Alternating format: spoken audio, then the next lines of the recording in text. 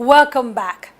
You are accused of oppressing your brothers, the Shekiris, because the list of people invited to the national conference did not include the Shekiri people, and they've written a strong letter of protest, after which Chief Jemide, I think, was selected and is now going to be part of that conference. Why were the Shekiris not represented fully at this national conference? I have Shekiri blood in my vein. You don't have Shekiri blood in your vein. So you are misrepresenting. No, so you are misrepresenting issues. The governor of Delta State, who is an Shekiri, who has power over every one of us, submitted the name of Chief Isaac Jemide, and that name is a popular name. Jonathan was the first to appoint Chief Jemide as chairman of the monitoring team of NDDC in about 2011 or so. So Jonathan had nothing to do with Isaac Jemide not being a delegate. So this letter that was written is a mistake. It's a mistake. The people who are instigating you people, some of you, to create trouble in our state, it's unfair. This is not a question I expect from you. Let's go to the conference itself. Yes.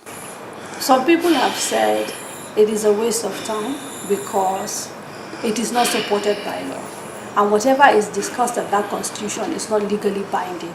And therefore, Mr. President has gone around this the wrong way. What do you say? Things have, sometimes Nigerians forget because of their prejudices. Because they don't believe, when they dislike some people, they do whatever they like. In 2005, Obasanjo set up a similar body.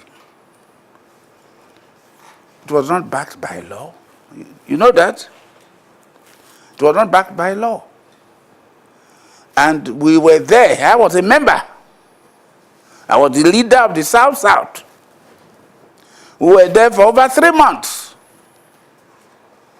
The National Assembly refused to provide money for it.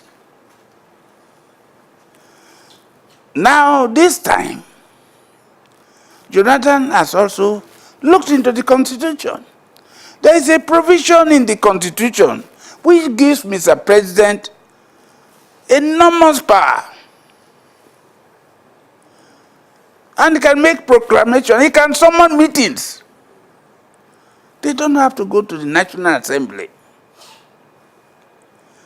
You will hear that. You know very well that he was the first person to say, at the end of the conference, the decision will be taken to National Assembly. He said so. And people criticize him. And I'm one of those who criticize him. I believe Nigeria is a nation. This country belongs to the people of this country. And once they have taken a decision, that decision should be referred to those who did not attend the conference. Now, Mr. President has said that the unity of Nigeria is not up for discussion at this conference. And yet there are people who said they are actually precisely going there because there are issues about our unity that they're not comfortable with. And that they feel if you're going to have this sort of discussion and it is to be far-reaching and sincere, then you cannot rule out anything. What are your intentions in going to that conference? Will you adhere to the framework set by the president, or do you believe that actually everything should be up? This country, my daughter, this country does not belong to Mr. President. He is part of it. Whatever president said is just echoing the views of many Nigerians that Nigeria has come to stay after 100 years, when we're not even consulted. So many things have happened. Some people have been regarded as second-class citizens in their own country, while others parade themselves as first-class citizens. Now that 100 years is over, Nigerians now we want to live together again. The unity of this country must be preserved. But let's go to that conference to decide, to discuss the basis of our staying together, of unity of this Nigeria. The unity of this country is not negotiable. I'm a Nigerian. No. Do you not believe in Nigeria? Sir, I'm not the one being it. No, I'm asking you. But let me bring an example of a group that perhaps Nigeria still remains something that they don't 100% believe in. Yes. You have people from the East, the Igbo extraction, yes, a group of Igbos, who do not believe that this country has been fair to them, who believe that this country does not offer them the same opportunities as it offers a Hausa Fulani man, a Yoruba man, or even now an Ijaw man, and therefore feel that some of these things must be negotiated. How can you take away their right to decide for themselves? Listen, the Igbos are part of this country. They must have been treated in a different way years ago. But the Igbos have been fully integrated into this country. Tell me any position apart from president, which they should have. We are now having it. One day the Igbos should have president of Nigeria. Apart from that, the Igbos are ministers. The secretary to the government of this country is an Igbo man. They are in every position. Other people have. I don't think the Igbos want to split this country.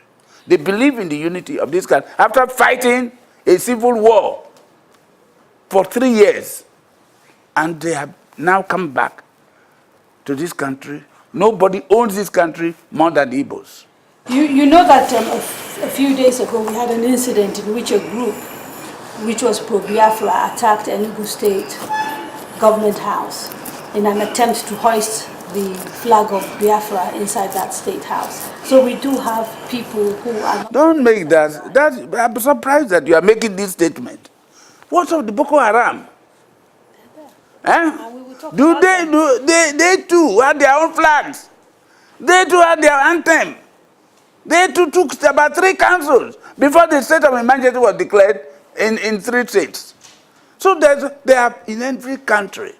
You have people who are not happy with the state. Even in England, in Great Britain, the Scottish people want to go. These agitations must take place by people, either the extremists or somehow. So that does not mean that those people are speaking on behalf of the entire Igbos. What will success look like to you at the end of this national conference? What needs to happen for you to feel that it has been a good conference and it has been a successful conference? But when we go to that conference, we should go with an open mind. Every Nigerian that goes there should say things that bring Nigeria together. Those irregular things that are happening in this country must be corrected. I think these are some of the things we will discuss. And at the end, either by consensus or by vote, they will be decided upon. Some, like what you are saying, after this conference, nobody should beg another person to become what he wants to be in this country. Why do you think, given the fact that you believe your views are reflective of the wider opinions of most Nigerians, why do you think so many people do not actually see you as a nationalist and a true patriot? People like Professor Ben Nwabueze, Tinubu, Dokwesi, the list is long of people who keep going against my media and criticizing you and saying, actually, you are not about Nigeria. I am not a certain section of Nigeria. I'm not a perfect being. I have my faults. The people you mentioned, Dokwesi wanted to be chief of staff. And I said, no, you are not a proper, fit and proper person to be. And I gave my reasons. That is one. Ben Wambwezi has his own ideas of what Nigeria should be, which are not compatible with what his own people want. Not to talk of me. Is he a delegate?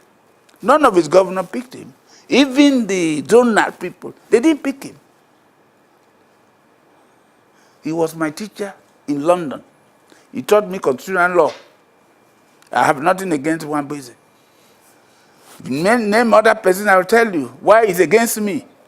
But as I said, I'm not infallible. Anybody can criticize me. But that does not stop me from speaking the truth. Thank you very much, sir, for being a guest on the program. Thank you very much. You have been watching Straight Talk with me, Kadaria Ahmed, and I was speaking to Chief Edwin Clark about pertinent national issues, including corruption, the National Conference, and the fast approaching 2015 elections in Nigeria.